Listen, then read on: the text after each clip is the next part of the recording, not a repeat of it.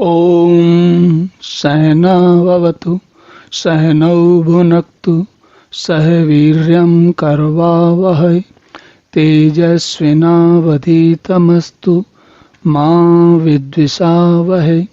ओम शांति शांति शांति। हरि ओम। तो देखिए, कुछ एक तरीके से जो वो जैसे फिल्मों में होता है ना कि जो अंतिम दृश्य आ रहे होते हैं तो बहुत सारी चीज़ें घटने लगती हैं, बहुत सारे काम होने लगते हैं।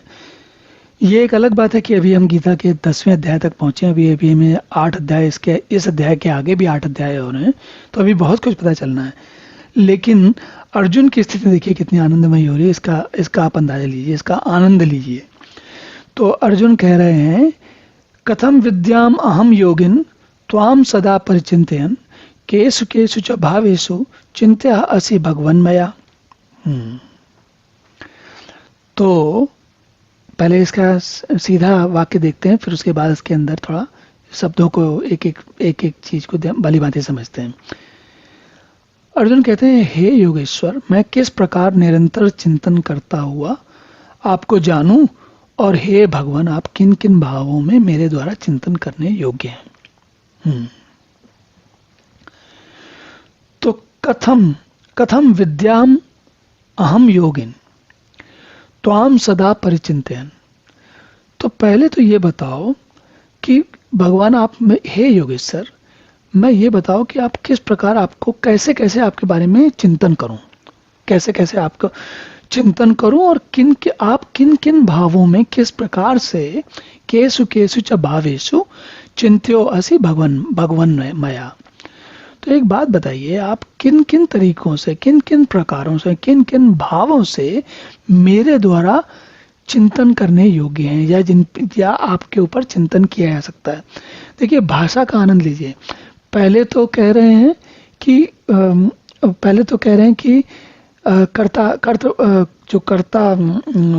कर्ता के रूप में कह रहे हैं कि मैं किस प्रकार आपका चिंतन कह सकता हूँ। फिर दूसरे में कर्म प्रधान वाक्य है, उसमें कह रहे हैं कि मेरे द्वारा चिंतन किस प्रकार आपके बारे में किया जा सकता है। तो एक ही बात को दो अलग अलग रूपों में, एक में कर्ता के रूप में और एक में कर्म के रूप में। तो आप सोचेंगे, कर्ता कर्म ऐसा क्यों, ये बात क्यों की जा रही है, और ऐसा क्यों महर्षि व्यास ने क्यों कहा, अर्जुन ने ऐसा क्यों कहा, क्यों है ये बात, ये यहाँ पर ऐसी बात ऐसी ही क्यों हो रही, कुछ और क्यों नहीं हो रही।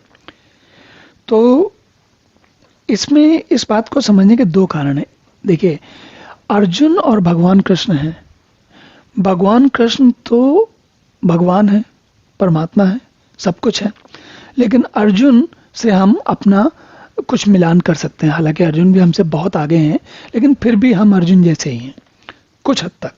बहुत मतलब हम देखा, अगर दोनों लोगों से मिलाया जाए तो हम भगवान से बहुत कम मिलते हैं, अर्जुन से फिर भी मिलेंगे थोड़ा बहुत। तो अब हमारी स्थिति क्या होगी, अगर हम अपने आप को इस समय अर्जुन की स्थिति में रखें और अपने उस मित्र की याद करें जो पता नहीं कहाँ कहाँ घूम घूम कर आया हुआ, बहुत कुछ जानता है। तो 2 स्थितियां होंगी। एक तो ये होगा कि जो कुछ वो कहानी बता रहे थे, हमारे मित्र कहाँ कहाँ गए और किस शहर में उन्होंने क्या काम किया, तो एक तो हम उनके साथ साथ कर्ता भाव में उनके पीछे पीछे चल रहे थे, जिसमें हमें मालूम था कि हम जा रहे हैं। फिर लेकिन कुछ जगह पे ऐसा होता है कि हमारे मित्र की कहानी ऐसी रोचक हो जाती है कि मैं और आप, सुनने वाला, हम उसमें खो जाते हैं। और वो क्या होता है कि मित्र जो है अपनी कहानी के द्वारा हमसे जो चाहता है वो करवाता रहता है। करवाता मतलब हम कहीं जा नहीं रहे, कहीं हिलडुल नहीं रहे, लेकिन हमारे मन को वो एक तरीके से अपने भाव में ले लेता है, मोह में ले लेता है, अपने वश में कर लेता है। तो अर्जुन ये कह रहे हैं कि एक तो ये बताओ कि मैं कैसे, मुझे सोचना चाहिए, मुझे बौद्धिक तौर पर, अगर जब मैं कर्ता भाव में हूँ, अपने आप को समझ रहा हूँ, मुझे कोई काम करना है। जैसे होता है ना कि मैं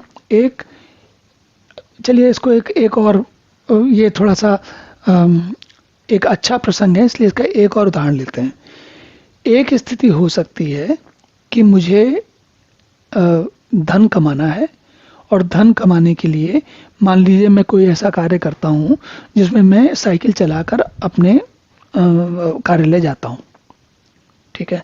तो ये धन का मैं जाता हूं क्योंकि मुझे धन कमाना है। और दूसरी स्थिति हो सकती, मैं तो यहाँ पर पहली स्थिति हमको यही थोड़ा सा समझ लेते हैं वापस, कि मैं साइकिल लेकर कार्यालय जाता हूं, तो इसमें करता कौन है? मैं हूं, मैं कर रहा हूं, है ना। दूसरी स्थिति क्या होती है कि धन के कमाए जाने के लिए मेरा कार्यालय जाना आवश्यक है। तो अब क्या है?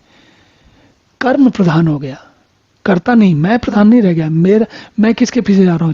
क्योंकि मुझे धन कमाना है, इसलिए मैं साइकिल लेकर कार्यालय जाता हूं। तो हम इन दोनों बातों को इसलिए देख रहे हैं कि अर्जुन जो है एक अपने आप को ये भी मान रहे हैं कि मैं इस काम को कर रहा हूं, फिर ये भी मान रहे हैं कि ये काम मुझसे करवाया जा रहा है। तो इन दोनों को, और इन दोनों को, दोनों भावों को इसलिए लिया गया है ताकि हम सब प्रकार के उन मार्गों के बारे में विचार कर सकें जो या तो हम स्वयं लेंगे या हमको करने चाहिए, जिसका कि कोई दूसरा हमें बता रहा हो। जैसे कोई टीचर बता रहा हो, कोई गुरु बता रहा हो, कोई मित्र बता रहा हो, कोई दूसरा बता रहा हो, कोई बता रहा हो। एक निर्णय हम स्वयं लेते हैं और दूसरा कार्य हम इसलिए करते हैं क्योंकि हमें दूसरे किसी से कुछ जानकारी मिल रही है।